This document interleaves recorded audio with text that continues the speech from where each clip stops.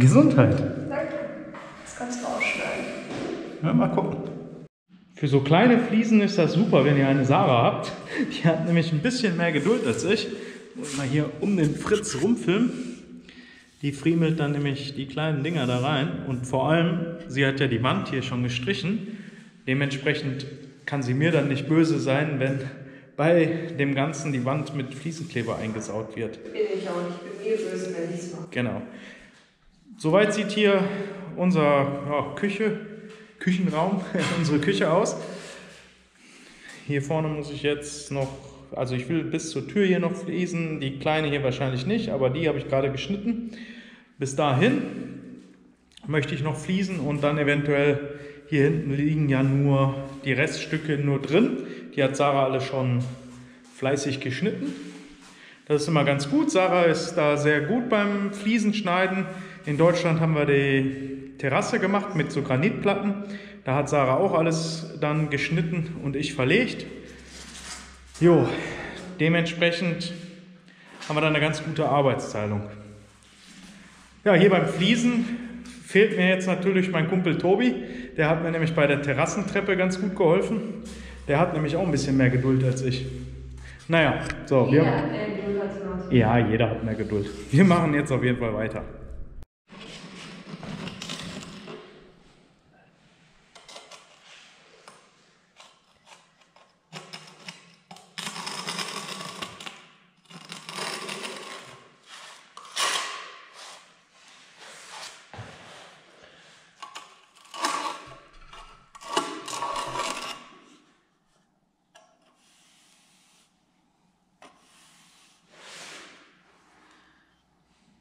Fritz, Vorsicht.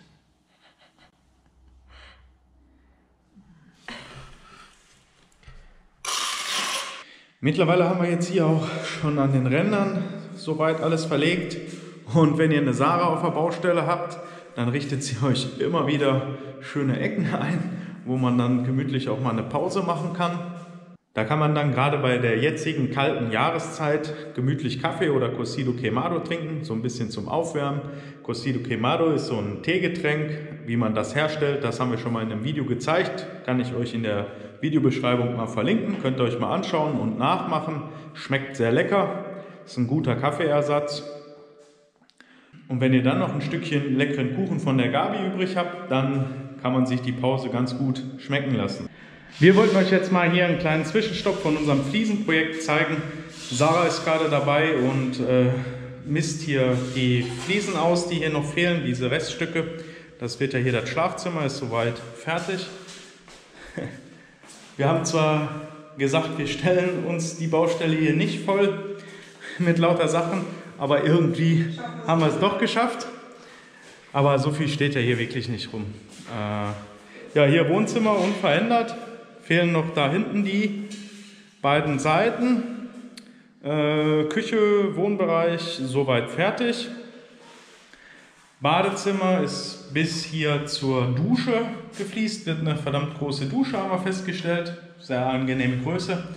Da macht Sarah noch so einen Sockel hin und dann Gefälle. Aber da lassen wir uns mal überraschen, was Sarah sich da einfallen lässt. Ja, und dann geht es eigentlich nur noch hier ans Kinderzimmer, Arbeitszimmer, was auch immer. Ich habe jetzt hier schon mal grob durchgesaugt. Gleich müssen wir hier den Schrank rausholen. Das ist ja Sarahs nächstes Projekt. Die will den Schrank da restaurieren. Der ist schon ziemlich alt. Ja, der Draht von unserem Zaunprojekt noch und ein bisschen vom Bauprojekt ist auch noch Zement übrig. Ja, der untere Sack ist angefangen, aber weil der Fritz den als Katzenklo missbraucht hat, haben wir jetzt den großen vollen draufgelegt. Jo, das sind hier unsere restlichen Fliesen. Genau, also die habe ich schon aus 4 Paketen gemischt. Genau, Sarah mischt immer. Aus mehreren Paketen die Fliesen mischen. Ja.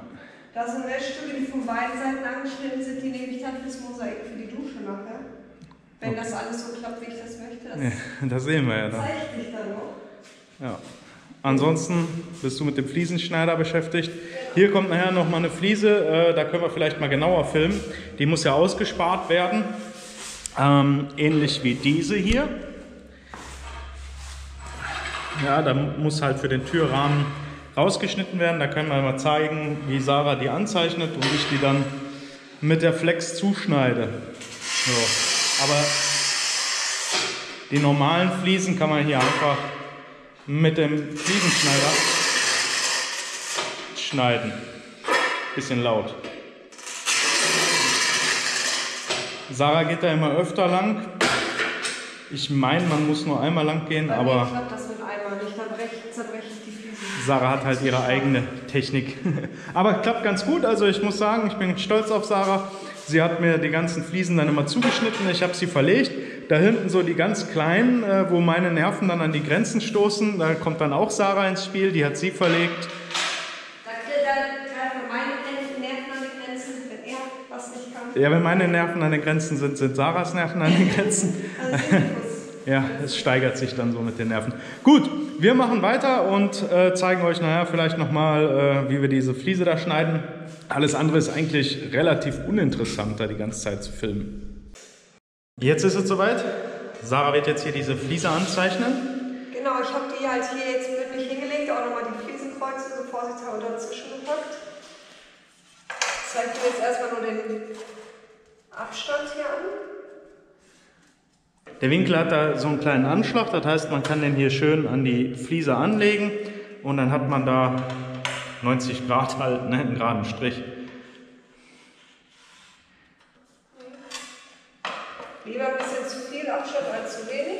Da kommen ja eh die Türrahmen drum. Genau. Die Türen können wir übrigens Mittwoch abholen. Die sind jetzt fertig. Und dann werden wir, naja, hoffentlich zum Wochenende die Türen einbauen.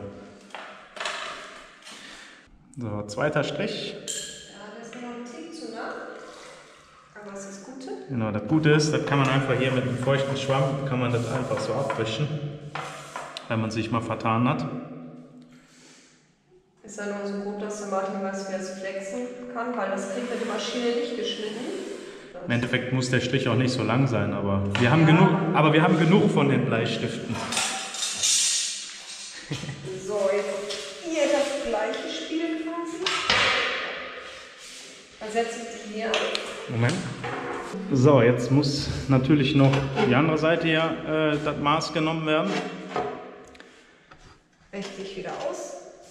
Grob zumindest. Ja, da kann Martin seine Schnittkünste zeigen. Weil das Jetzt habe ich Fritz sein Essen umgeworfen. so, weil danach kann es rausschneiden. Ja, gut, das wird natürlich. Jetzt müssen wir das hier nochmal wegkloppen. Oder? Ja, ob das jetzt halten wird, ist vielleicht nicht die richtige Stelle, um euch das zu zeigen.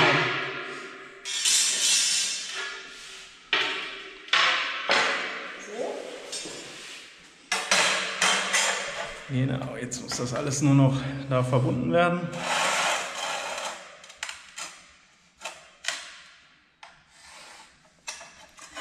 Und? Ja. Das muss raus. Es ist jetzt natürlich eine Herausforderung, hier den kleinen Steg da stehen zu lassen, ohne dass das alles abbricht. Werde ich wohl sehr filigran arbeiten müssen. Naja, wir lassen gleich die Kamera mal laufen, während ich am Flexen bin. Bisher haben wir es eigentlich sehr gut geschafft. Ja. Ich werde zuerst hier an der kleinen Seite schneiden, an der filigranen sozusagen, dann die etwas größere Kante da oben vor Kopf und dann den langen Schnitt machen, in der Hoffnung, dass es mir nicht an der einen Stelle hier wegbricht. In weiser Voraussicht zeichnet Sarah jetzt hier nochmal eine zweite Fliese mit den Maßen an, weil irgendwie traut sie mir nicht und Nein, der Flex nicht. hat Angst, dass die Fliese gleich zerbricht. Wir müssen sagen, die Fliesen sind bis jetzt echt gut. Also eine ist uns nur beim Klopfen kaputt gegangen und eine beim Versuch zu bohren. Ich wollte hier für die Fliese eigentlich so ein Loch ausbohren mit meinem Steinbohrkronensatz. Das hat jetzt nicht so toll geklappt, da habe ich das einfach nur so rausgeschnitten. Da muss natürlich hinten noch ein Stück zu gemacht werden. Ja, hier habe ich da mit der Flex rund ausgeschnitten. Und das hat ein bisschen besser geklappt. Ist aber eigentlich völlig unnötig, weil da kommt ja eh die Toilette drauf. So, jetzt tut Martin, als wenn er sauber arbeitet. Ja, so zugemüllt wie mein Tisch hier ist, Ja. kann das ja gar nicht sein. Nee, ich will da unten drunter jetzt keine Fliesenreste haben, weil die soll ziemlich gut aufliegen, damit da wenig Vibration ist und ja, möglichst Das kein ist Bruch halt entsteht. das Gute bei diesem Tisch, ne? Genau, Durch der die Schweißtisch. Löcher kann er da schön dazwischen schneiden. Genau, der Schweißtisch eignet sich auch verdammt gut zum Fliesenschneiden. Das ist echt gut. Toll, ich habe keine Öhrchen hier. Ja, wo willst du denn da irgendwelche holen? Nala, jetzt wird's laut.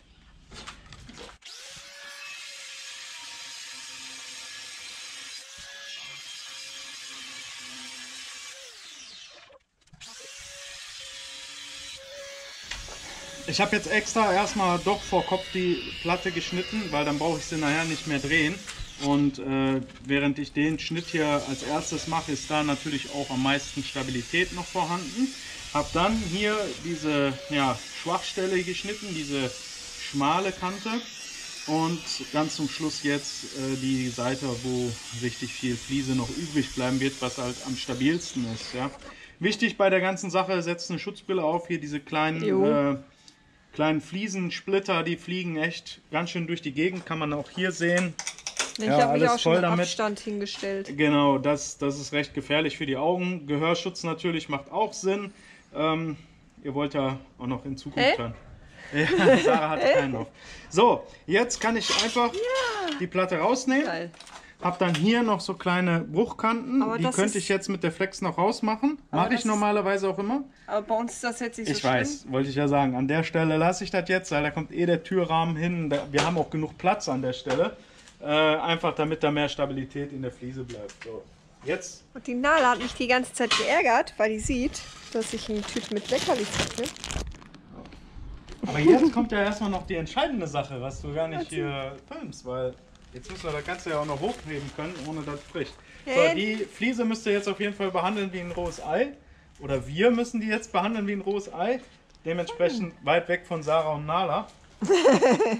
Ich bringe die mal rein und lege die da irgendwo auf Fritz sicher hin und dann schauen wir mal die... Fritz sicher lege ich am besten hier auf den Tisch. Bei Fritz sicher ist drin gar nichts. Ich kann die da nicht auf dem Tisch liegen, die muss ganz gerade liegen. Und wenn die hier Nala, gerade liegt... komm mal her, Nala. So, die Bauaufsicht ist ganz nah beim Geschehen. Die ganze Zeit schon. Ja, der ist immer irgendwie hier im Weg. Ich wollte sagen, Fritz ist eigentlich immer im Weg. Das ist. Das lässt einem alles kalt. Deswegen weiß ich auch wenn man den so wegschiebt. Ja. Oh, einmal. Guck mal, Fritz. Der muss unbedingt dabei sein. Hat immer mitten im Geschehen. Der hat doch schon versucht, den Kleber zu fressen. Hat ihm aber nicht geschmeckt. Mehrfach nicht geschmeckt. Ja, dann habe ich ihn auch immer gefragt, warum er das immer mal wieder probiert hat. Aber habe ich auch nicht gekriegt. Nee, der ist nicht so gesprächig, ne? Nee. Ja, du musst den hier so ein bisschen weghalten. Also wenn einer fragt, warum wir hier so lange rumgefließt haben, ja, seht ihr ja jetzt hier. Die Katze ist schuld. Der war immer im Weg, hat uns aufgehalten. Und spielen tut er mal, ne? Nee. Ja. Naja. Gleich beißt er dich und ich mich. So, das ist jetzt ein bisschen viel Kleber. Oh, Jetzt geht er. Kleber an den Pfoten. Jetzt mache ich da, ich meine, ich bin ja kein professioneller Fliesenleger. Ja, jeder Fliesenleger kriegt jetzt wahrscheinlich zu viel. Aber das ist uns egal, ne? Genau. Es klappt. Es klappt irgendwie. Es klappt auch gut eigentlich. Ja, eigentlich wir sind auf jeden Fall zufrieden. Das ist jetzt, der Rallye hätte die besser gelegt, ja. Schöne Grüße an den Rallye nach Gelsenkirchen. Der hat da schön, damals in meinem Haus, gut die Fliesen gelegt. Das kriege ich jetzt natürlich so nicht. Jetzt hat er mich im Fuß gebissen. Nein. Weil im Endeffekt die Aufnahmen könnt ihr eh vergessen, weil wenn Sarah da filmt und Katze, dann filmt die irgendwo. Nein. Das ist alles ganz gerade drauf. Ja, genau. So, jetzt nicht die Pampe da immer ein bisschen weg, das ist alles immer so eine Schlammschlacht, deswegen sind wir auch immer viel mit Saubermachen danach, nach jeder Fliese beschäftigt. Ja, aber es ist weniger Arbeit als im anderen Haus. Man kann besser jetzt sauber machen, als nachher, wenn der ganze Papp da Hand drauf liegt. Tagelang dann zu krapsen. Genau, als tagelang zu kratzen. Sarah macht hier auch immer so ein bisschen Kleber an die Wand, damit die Wand auch nicht so viel abkriegt. Ich meine, ich muss da eh nochmal ausbessern, aber dieser dunkle Fliesenkleber, ich weiß nicht, ob die Farbe den abdeckt. Deswegen so wenig Schaden wie möglich verursachen. Jetzt kleckere ich hier natürlich für die Kamera. Vorbildlich. Vorbildlich rum. So. Ja, sonst ist der wirklich nicht so dreckig beim Bauen. Ich gucke immer so ungefähr, dass diese Wülste so die Höhe von der liegenden Fliese haben. Ja, und dann mal schauen. Hier mache ich mir immer so ein bisschen frei. Der drückt sich dann eh darüber, der Kleber. So, bevor ich die Fliese jetzt lege, mache ich dann hier immer schon mal mit so einem feuchten Schwamm einmal grob sauber. Mir ist halt wichtig, dass hier die Fugen sauber sind, weil es hatten wir leider drüben, dass der Fliesenkleber da dann durchgeguckt hat und da muss ich jede Fliese halt nachkratzen und da haben wir hier halt keine Lust drauf. Genau, mach einmal den Schwamm im Fliesenkleber sauber. Ja, Fliesenkleber ist doof. Also so, das ist halt wirklich langwierig, deswegen sind wir wahrscheinlich hier auch länger dran als geplant, aber... Gut, aber wir sind aber immer nicht den ganzen Tag dran. Ne? Ja, irgendwas ist immer das, was dazwischen kommt. So, jetzt muss Sarah mir die Fliese angeben. Ah ne, die liegt hier schon. Oh, die Sarah hat gewässert ist sie auch. Vorbereitet. Ja, jetzt sehe ich gerade. Hier ziehe ich nämlich normalerweise auch immer noch mal so grob ab. Und dann schmeiße ich mir die hier so rein. Und dann kann man die immer noch so ein bisschen ausgleichen. Ja, und dann drücke ich die an. Drücken, klopfen, also das ist immer situationsabhängig. Genau. Bei manchen reicht hier drücken, bei manchen muss man richtig klopfen. Jetzt sieht man hier, drückt sich auch der Kleber schon wieder so ein bisschen raus. Aber das ist nicht schlimm. Das ist nicht schlimm. Im Endeffekt, dann denke ich mal, hat die gute Auflage da unten. Genau. So, jetzt machen wir das hier mal so ein bisschen nach Gefühl. Ja, Martin klopft lieber mit der Hand als mit dem Hammer, das verstehe ich ja, nicht, aber gut. So, jetzt gehe ich hin. Dann ärgert er sich, dass er Schmerzen hat. Ja, die habe ich aber anders. So, jetzt hole ich da noch grob den Kleber einmal raus. Jetzt zeigen wir ja doch eine ganze Fliese hier. Ich weiß gar nicht, ob wir das schon gemacht haben. Aber das sehen wir, wenn wir das Video schneiden, ne? So. Wenn wir Habe ich mal das dazu einmal kommen. alles rausgeholt. Obwohl, hier muss ich noch mal ein bisschen drücken. Hier will ich es noch ein bisschen tiefer haben. Ich glaube, da hinten auch.